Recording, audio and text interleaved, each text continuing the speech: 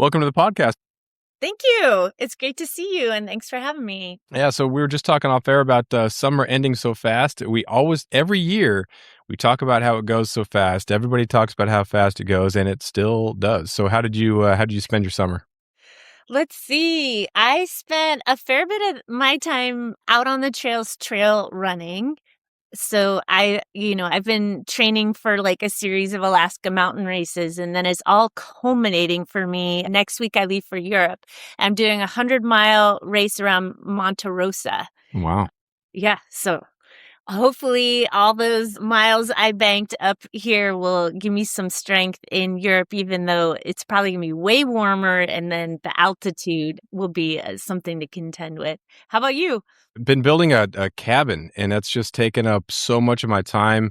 It's a cabin kit from Panabode, but it's a remote build, so I've had to shuttle everything out in my boat. So if all the materials were there, it would have been easy to just like kind of work faster. Yeah. And get it knocked out, but it's been pretty much taken up the entire summer, so I haven't fished, I haven't hunted, but it's been a unique experience, something really, really cool, so I definitely won't look back and regret building it, that's for sure. Oh, well, yeah. Like, what percentage close are you? I start thinking about all the things around the cabin, and if I include that in the 100% completed, then I'm way far away, but I have a coat on the outside staying, the windows are in, the door's 90% in, so it's there's no stove yet, but there's a roof on, it's metal roof, so it's going to be dry on the inside, which is great, and then the windows are in, so I feel pretty good about it, especially with the climate down here. It's going to be so wet, so I don't feel like there's going to be any sort of issues with staining or with anything like that. So 85, 90, so good enough for now. Weathervane is a good spot to be. Right, Yeah. exactly. So, but yeah, it's pretty wild. There's so many things to do during the summer. Have you done the mountain marathon down in Seward? No, I've never done that one. It's I haven't done it. I was in Seward a couple of years ago, and so I did the hike up the mountain. I think it was a couple days after the 4th of July, so the trail was pretty ripped up, but there's a lot of wild runs and trail runs and just races around the state, and you could spend your whole summer just going to those things. That's the goal, but yeah, I've done the Lost Lake Traverse twice, and so that like ends in Seward. Okay. And that's pretty spectacular. It's about 16-mile long race, and you leave from like a campground out of town and then just traverse right into town. Mm-hmm. So that's beautiful. There's one that my wife did in Sitka a couple weeks ago. Oh, it's 7 or so miles, but it was a traverse type thing. There's a lot of elevation gain. So there's a lot of like very publicized ones. The mountain marathon is very publicized, pretty wild. And then there's a lot of kind of under the radar ones that are pretty cool around the state. Yeah, I've never been to Sitka, but my daughter has gone to the fine arts camp, and it looks like a special place. So it's on my list. Awesome. Yeah. So Alaska is huge, and so it's difficult to have an idea of what's going on as far as ecosystems and projects and fish populations and everything. So I wanted to have you on to talk about the Susitna hydro project, and that would be a huge dam. I got a couple notes here. It's 184 miles from Cook Inlet, 87 miles from Talkeetna. It would be a 705-foot dam that would be 23,500 acres, which is 36.7 square miles, which I do English, not math, so I'm not sure if these numbers are working out, but that would be like 8 times the size of Ketchikan would be able to fit in that square mileage area, which is pretty. That's a pretty substantial thing there. How are my numbers? How was my research? Pretty good. You'll see kind of a scattering, but that's ballpark. And I try to put things in scale for different folks. Like coming from Ketchikan, I know that you all have such like successful hydro projects with like Swan Lake and Silvis Lakes, and I've been up in the mountains above those places, and like the footprint of those projects is like it's quite small. Mm-hmm. And so when we talk about being opposed to a hydroelectric project, and you talk to people from Southeast, they just think you're nuts. They're Right. like, we love it. We've got, reliable energy, and it's affordable. And is it your Senator or your Representative Bynum in Ketchikan, who Representative. I think, okay, yeah, he has kind of a long history of working with the utility there and is like a huge proponent. And somebody I work with had talked to him about this project. He's like, "Oh, I'm just a big hydro fan." And then they asked, like, "Have you ever seen like a large braided glacial river?" I'm not sure. Like, you have to come up and see this to know Mhm. how different this is. And then when you talk to people like from the lower 48, when you put it in perspective, you're like, have you ever seen the Glen Canyon? Have you ever seen the Hoover Dam? Because that's what we'd be talking about for Alaska. And we don't have anything like that to point to. And globally, there's not a lot of infrastructure at this latitude kind of built like that. So it's very, important for us to have people kind of understand like specifically what this project would mean, where it is sited. And it would be, a defining moment for this state to build something like that where they're proposing. Mhm. Yeah, Southeast. Defining in a bad way, Yeah. There's not a to say it. there are a lot of hydro plants in order to generate the amount of energy that we need down here. There's the Swan Lake, and there's 3 different ones that are around the Ketchikan area. So it takes a lot because you have these smaller mountain lakes, and that all culminates in that. You're not disrupting salmon habitat. The Swan Lake specifically. You look at that river and you think, oh yeah, no fish is getting up there. I mean, they are incredible fish, and they can get into some wild places to spawn, but there's no way that you're disrupting any sort of salmon flow. But when you do look at the lower 48 dams, as you mentioned, huge dams, I think about salmon. I think also about these dams that have been there for a long time that accumulate a tremendous amount of sediment. And so the amount of the capacity decreases with time because you have so much sediment that then gets in the bottom of the reservoir. So what are some other things that people need to know specifically about that sort of impact that this project would have?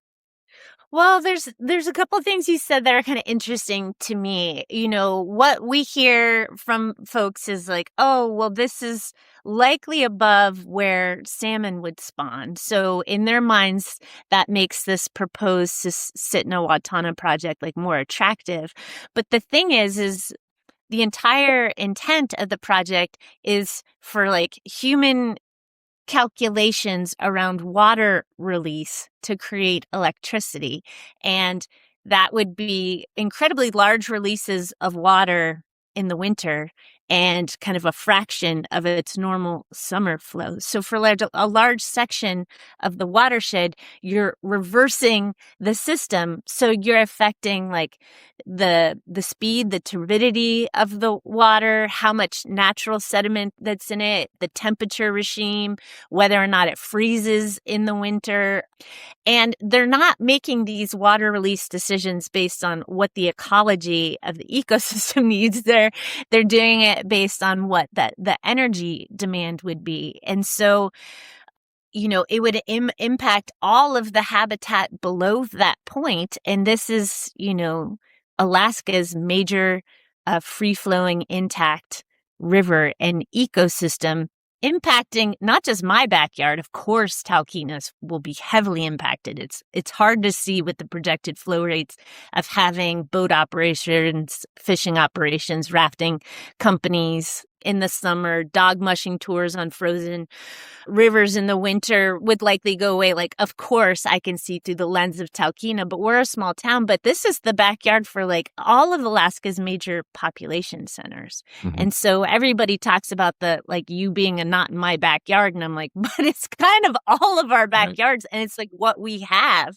And if you don't want to spend a lot of money to travel, fish, fill the freezer, this is our zone. So if we destroy this, are we all expected to now like fly to the Brooks Range or, get ocean faring boats to find our fish? Or like what's the plan? Because we have existing economies here, and just this is where we recreate and why we live here. And so it's a very consequential decision about deciding to sacrifice that to create electricity. Mhm. Yeah, 180 some miles is really not much when it comes to salmon migration. I was in Idaho, and outside of Stanley, Idaho, on the Salmon River, there was a little plaque that had a sad story about the lone sockeye that returned in like 1992 or something like that. So you had sockeye going all the way into Idaho, thousands of miles, and so it, saying that it's so high up on the river, it's not going to impact the salmon is just ridiculous to cut that off. I mean, we've seen that in the lower 48, and then the fish that go up the Yukon, to go up the Yukon all the way into Canada. So fish are extremely resilient. They go very long distances in order to spawn. So to say that 184 miles is substantial really isn't. Like that's not much at all for these fish. Yeah, and they really kind of anchored this. So this proposal has come and gone on and off since like the 1940s, and there is a bed of studies that they've done trying to understand where the fish are and how they use the river, and there's large gaps in that. There's like only one weir in the whole system, and it's not always working, but they have done these fish studies, and in it they wanted to know where the fish are spawning, so they tag these fish, and it's pretty cute. There's a little movie called Super Salmon. If you haven't seen it, see it. But this one fish, I think it's like 224, 214 or something, travels pretty much all the way like 300 miles up the watershed to pretty much the Susitna Glacier where it starts. And then it eddies out in these little streams and pockets and surfs its way back down. And it spawned not that far from Talkeetna. And then that's where it was documented in the dam study. And it said, see, it didn't spawn above above the dam site. And we're like, but everything above it was its habitat. Like we actually now have the journey of one fish that was tagged, and that's our like teeniest data window into trying to understand how this keystone species supports this entire ecosystem with like nutrients, feeding bears, feeding trees, and this idea that you have a little bit of climate agility for fish that are having a hard time either living in the ocean or making it out of the ocean to find cold, clear water. You don't want to shut doors for Right. any of these salmon species, and all 5 migrate up the Susitna and support the Cook Inlet fishery, which is one of the more important fisheries in the state. Mm-hmm. I think I read in the 70s there were some thoughts about, or some plans, proposals to dam the Yukon River, which is incredible to think about. You would kind of think about Alaska being kind of untouched by a lot of the lower 48 nonsense, but as you said, like these ideas have been floating around for a very, very long time. What's been kind of the history, and is this something that might be imminent? Is there more kind of ebbs and flows of, oh, maybe it'll happen? No, definitely not. We kind of see that with Pebble Mine. It seems like it's dead. There's just no way. But then there's a little bit. People are still investing just enough money to kind of keep it alive. So what's been kind of the history of this project, or proposed project? Well, it definitely fits in those buckets where it's like this zombie that resurfaces like almost periodically. You're like, you set your watch to like, a decade on the mark, and you're like, here it comes, another letter. Somebody saying, we should have built this years ago, but we should do it now, and it won't take that much more money. Specific to I think it's the Rampart Dam on the Yukon. I was interested to learn that that's the event that brought Don Young into politics in Alaska, and then, Really? Kicked off a 50-year career working for us in Congress. Is he in favor of it? No, he was against it. Okay, yeah. Sometimes with Don Young, it could have gone either way, but it was going to go either way with absolute force. Yeah. So yeah, I had read that, and it kind of surprised me. I didn't realize, that was an issue, that was a launching off point for his political career, and somebody so significant in Alaska's history and politics. But, a little bit about like the history of this dam. The last time it was seriously looked at was in like the 2010-12 era, and In order to kind of move forward with the project, you need a license from the Federal Energy Regulatory Commission. In order to get licensing, you need to complete studies. And so what they decided is you needed 58 studies to complete to kind of understand the impact of the dam and to inform, a safe and environmentally conscious design. And they've completed, 19 of those studies. And it's contested and debatable on whether or not the 19 that have been completed are to a good enough standard, don't have errors. The National Oceanic and Atmosphere Administration reviewed the data from some of the studies, and they submitted a document into the licensing docket that was really critical, that said a lot of these studies weren't sufficient, and the Alaska Energy Authority just kind of contested and came back and said they were. So anyway, 19 of 58 are completed. And so what you're hearing today is well, we've already invested hundreds of millions of dollars into this. And if you inflation adjust that investment, it's a very uncomfortable number. We've invested a lot in kind of the feasibility of this dam. And so you'll hear some modern day dam proponents say, well, with just a little bit more money, we can close this deal and get a license. And then, kind of make all the decisions about completing the dam. But, it's kind of like, how much do you double down on a bad investment and a bad idea? Right. And that's not unique in Alaska to Susitna Watana. You see that with a lot of other kind of big, shiny mega projects, whether they be gas lines or roads or this and that. And the state doesn't have the bandwidth, the money, the time, the resources to maybe do any of these, but certainly not all of them. Right. When is it private investment? Is it state? Is it both? Where's all this money for the investment coming from, or who is keeping this zombie alive?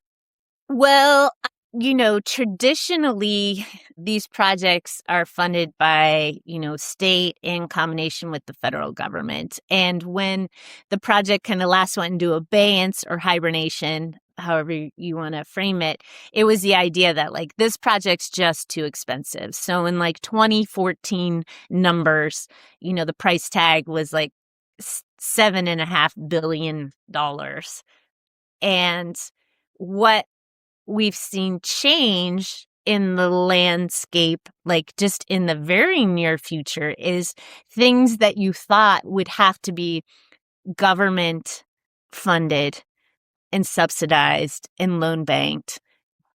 Now, with kind of the scale of private equity available globally, these projects are now being used to attract private investment.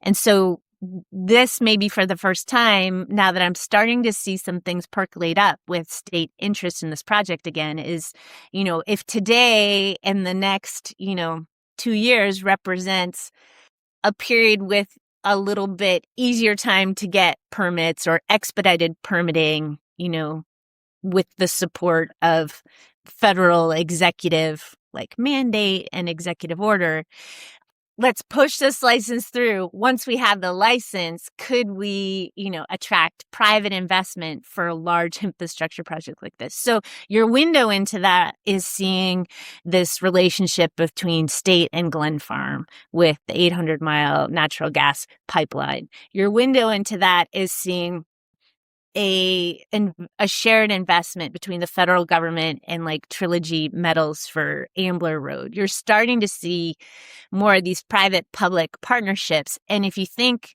that the life cycle of this dam, let's just say you take kind of the most optimistic projection that it would produce electricity for 100 years, and you term this out to a 50 or 100-year loan to a private equity firm, it's I would love the state of Alaska to enter into a loan agreement for me for 50 to 100 years. That's a loan a lot of people would probably want to own. And I think that's something else that needs to get looked at, is that new framework.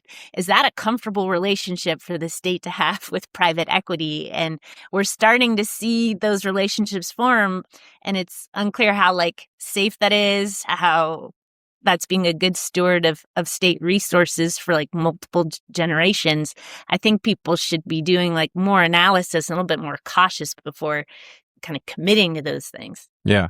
I think around the state, even though it's difficult to keep tabs on everything geographically, I think we all kind of understand and know that it'd be hard to find someone who's completely against oil, completely against like all this sort of thing. It's like, okay, well, this is one of those things we need so as clean as possible, as responsible as possible, and then make sure that it's not coming on our backs. And we're seeing that with the natural gas pipeline. I don't think there's a lot of people who are for it as long as it's for the right price. And what they're against is the tax break that's going to be so substantial, and then the money that's going to be lost on the part of on the boroughs that it would go through. So people who would be advocates for it, or at least support it, are being turned off by it because this is such a sweet deal for the private company. Like there is definitely a trade-off, and you just make it so much more unattractive when it's clearly in the best interest of these private equities or the private investors, and that's pretty unfortunate. I know there's like a political cartoon like brewing in my brain, and I'm not an artist, but I have this visualization of all of these, billionaires with these, private equity firms or, mineral exploration or oil and gas companies kind of just standing in this bread line outside, the state house in Juneau, just being like, how many subsidies can you give me? Like, if they say the word, I will create, like, if they say, I will create jobs, they're like, okay, let me just Yeah. put some money in your hands. And you hear so much frustration from Alaskans that start their own business without people putting in roads, without huge tax breaks and cuts, and without all of these advantages, like with just a lot of frustration. Mm. Can any of these industries exist without subsidies? Likely maybe not many of these bigger projects, but then that decision of like how many, and are we kind of giving away everything to kind of draw in some of these economic opportunities. And we see that in Southeast. It's hard to tell exactly, if you're not in the cruise ship industry, it can be difficult as an outsider. But there's a lot of people who are looking for jobs locally. And with 1.3 million tourists coming off the cruise ships, it's like, well, it seems like there should be a lot of jobs for people. So how are any locals without jobs at this point? And is that because either even local businesses are bringing up people from out of state to work? And maybe it is a fact that everybody who wants a job has one, and there's still so many jobs left over that they have to be filled by people out of state. But whenever there's a claim that we're going to create jobs, well, for who? Is this going to be people from that don't live here that come up here because there's no state income tax? They're going to make their money here, and then they're going to go spend it somewhere else. Again, it's not against not local versus non-local. It's just these are the types of questions that we would like to be answered, and then we can make a more informed decision.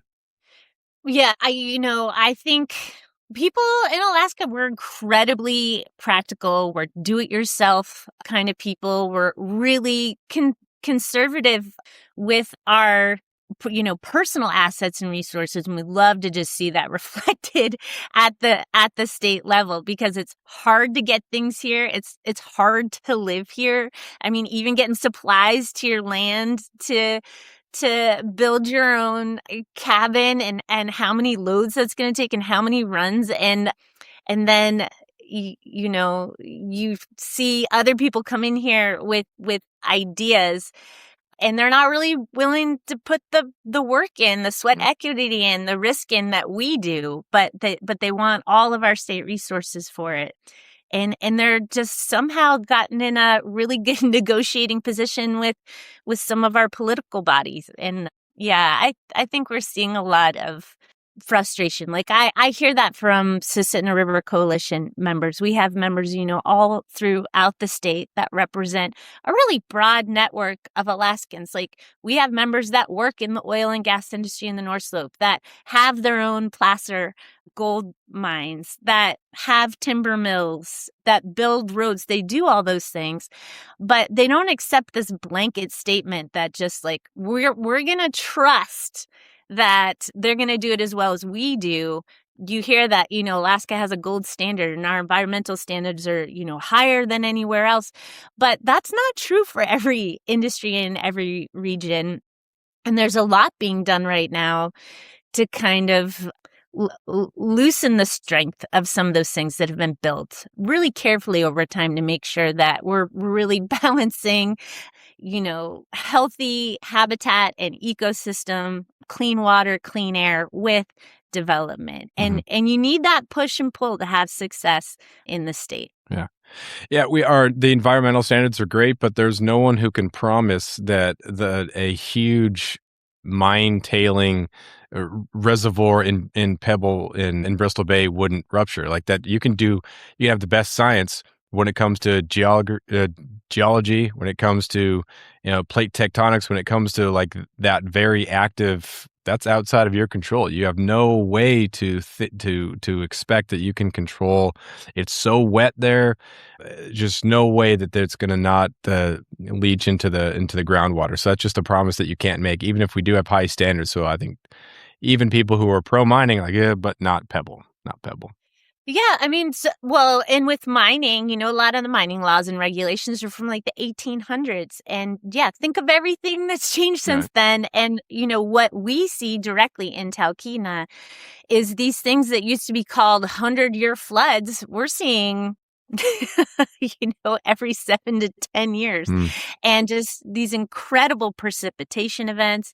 You combine that with like permafrost thaw, windstorms in areas that you didn't used to see them, incredibly dry years, incredibly heavy years, like just that oscillation that hasn't been documented until like quite recently. And when you talk to people about their multi-generation lived experience in Alaska, what we're saying is these 20 years that we just had are different, and there's no expectation the next 20 years aren't going to be different. And are we creating projects that are agile enough to kind of survive those stressors that maybe hadn't been designed and engineered for before?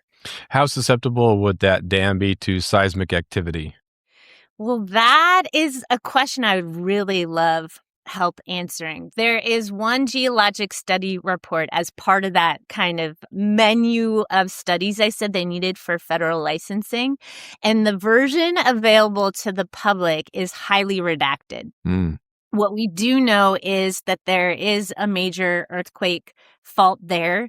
It's geologically very similar to the San Andreas fault. And we've had, an over 7-point magnitude earthquake there in recent history. And so that is certainly a concern that we have. And I shared that geologic report with the geologists, and I said, what's your assessment? And she said, well, it's really interesting. The data that I can see that isn't redacted doesn't support the conclusions of the report to say that this would be a good place to build. The other thing you think about is this proposed dam would be creating the largest man-made water body in Alaska. So you were given some of the stats at the beginning of the podcast, like 42 miles long, 2 miles wide, 700 feet deep, like substantial.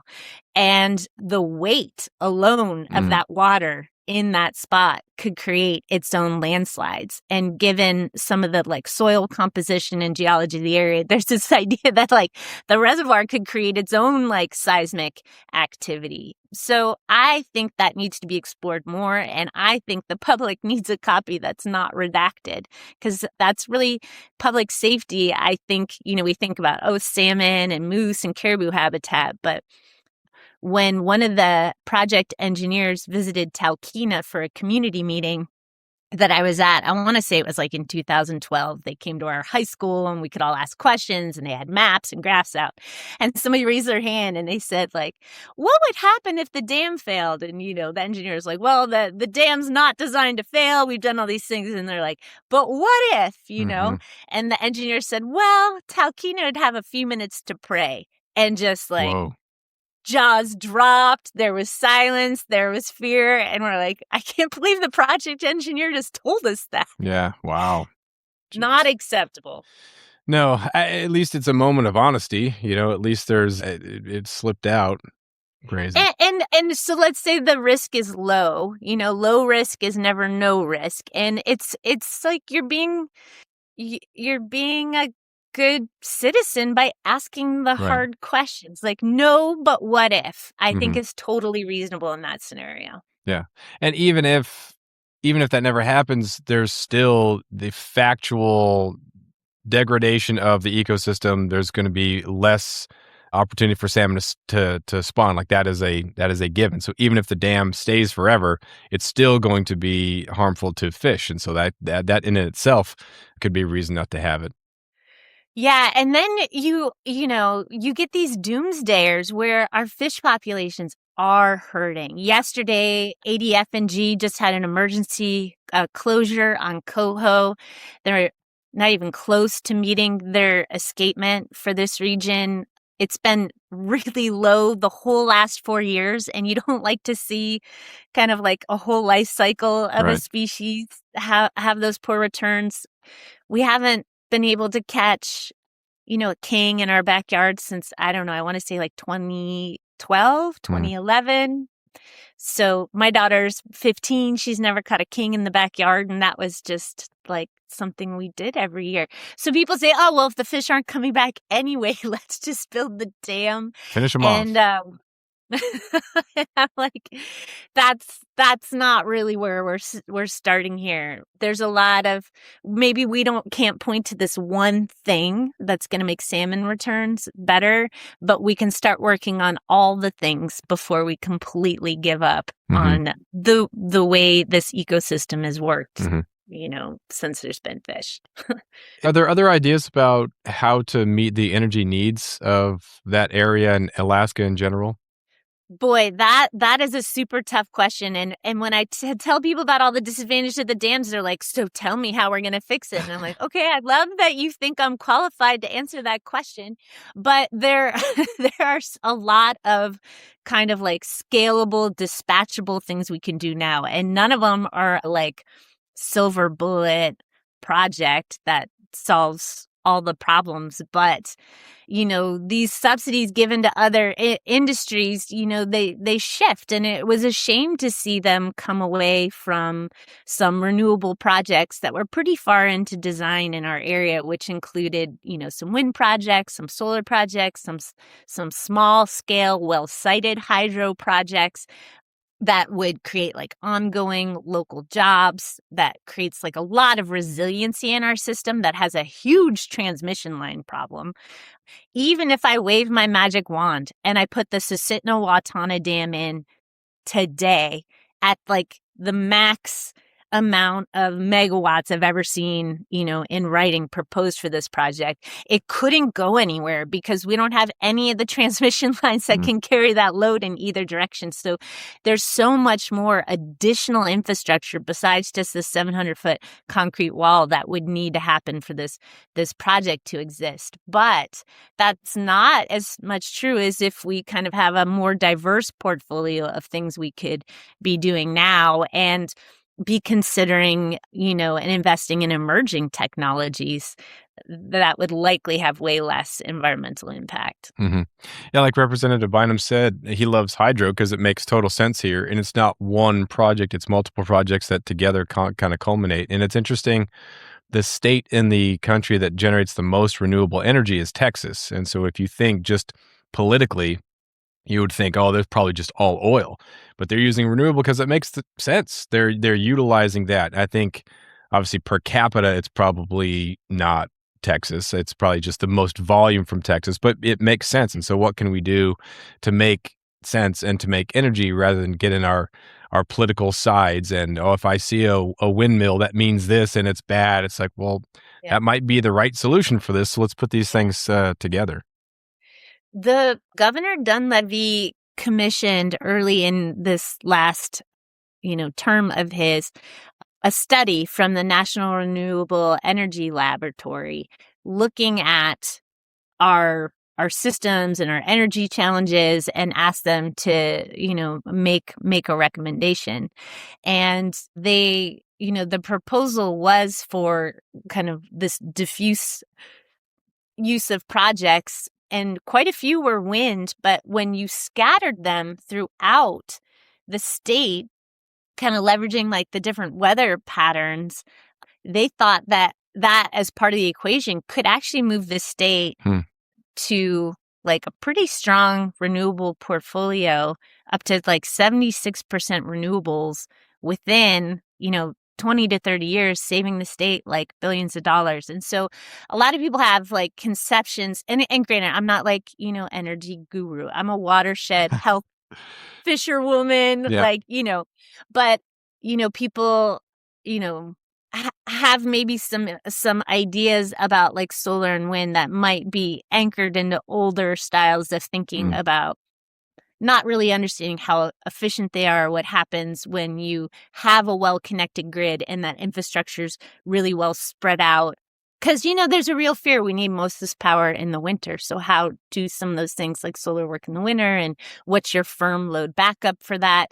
And those are all really good questions, but there's pretty good solutions to that. There are some smaller hydro projects you can use as stored energy as backup to those things. You can use natural gas as backup to those things. You can use batteries as backup to some of those things.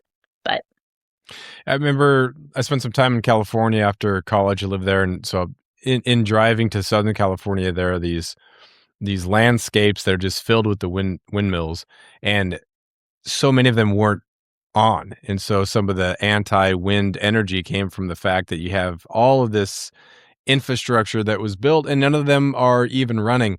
So that kind of created this narrative that they're not even working, or that they don't work. And so once that becomes what your idea of wind energy is, that sticks with you. And you might not have, an updated version of that, or a reason why they were turned off or whatnot. But I've seen more in the Anchorage area when I land in Anchorage, see more of those, and I think, yeah, cool, it's a good idea. Let's do what we can with what we have, and let's figure this out. But yeah, I mean, they're incredibly visible, and people notice when they're spinning and they're not spinning. But what you hear from utilities here is like, unlike Southeast, the rest of the state's like in a real energy bind. Mm-hmm. And I totally get that. I'm a ratepayer. I'm going to see my bills go up and up and up. We're looking at importing natural gas.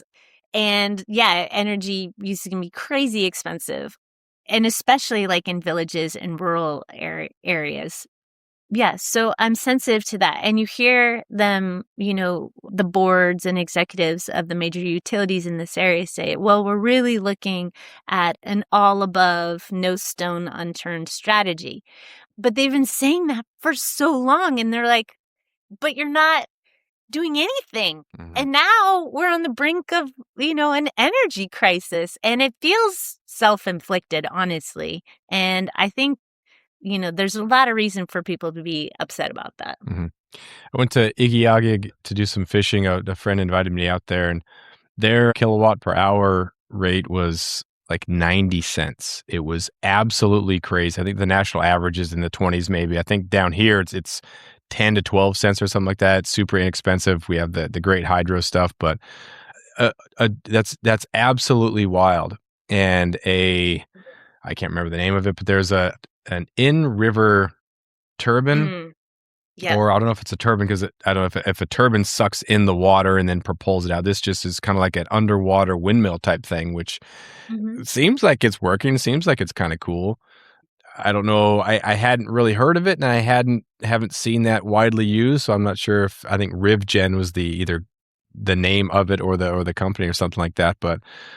Ideas like that, maybe it works out there and maybe that's something else that can be used, but it would be nice to see people come to these discussions with a whole bunch of ideas rather than, just waiting for, something else to happen or preserve their spot as a politician or their elected official spot.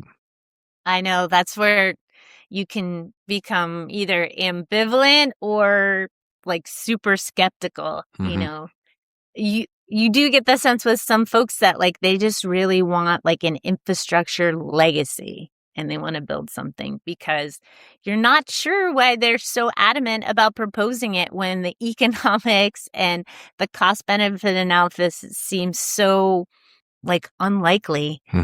But they're still for it. It's like, do they have an emotional investment in where we're getting our energy from? And, I have an emotional investment. Yeah. I think that, putting a dam of that scale in this watershed would be a massive regret for a lot of folks just because hydro is popular. It's a major energy source globally around the world, but it's like we have this opportunity to learn from lessons from, places that have had this type of infrastructure for like 50, 60, 70 more years, and they're trying to dismantle it because of their regrets. Right. And I know it's tricky. We're going to spend a lot of time as an organization kind of refreshing people's memories about these projects because people that have lived in Alaska a long time, they're like, oh my gosh, Sioux Dam again? Are you kidding me? How many times do I have to like sign this letter you're putting in front of me? But there is a generation that didn't hear about it growing up. And they're like, I've never heard about that. That's crazy. That's absurd. How come we don't hear about this more? Because we spent the summer, doing outreach, and we have these little postcards that at some day or point we'd like to give to the Alaska Energy Authority saying like, we're uncomfortable with a big investment and a lot of energy being put in this project. That's basically what the cards say. And every venue that I've gone to, and I tell people about this project, I get hundreds of these cards. Like, it does not take much messaging. I think a lot of people, especially if they lived in other areas or so forth, and understand like how hard it is to undo a big dam like this and try to get things back on track. So in closing here, where can people go to get more information about the dam itself or other issues? Where can people find your information or websites, things like that, social medias, whatever? Yeah, well, SusitnaRiverCoalition.org. Our website has a lot of information on the dam, probably more than anybody would want. We also have a link to the state library where you can like search any of the data or the dam reports. But we do have a nifty link in there on the Sioux Dam where we do a lot of myth busting. Am I frozen on your screen? Frozen, but I can hear you. Okay, I'll keep going. So, and then, we post things on social media. We're on Instagram and Facebook, so would love it if people gave us a follow, gave us a like. We're, an education institution. We really just care about healthy waters, healthy communities. Awesome. Well, thanks very much for your time. Appreciate you being on here and chatting about this stuff. Pretty important issue. Thank you so much, Jeff. Thanks for listening. Please like and share. If you found today's conversation useful, you can go deeper with my writing on Substack. That's where I expand on these ideas from the show, share essays, reporting, and things I'm thinking about in real time. You can find it at From the 49th on Substack. Thanks again for listening, and I'll see you next time.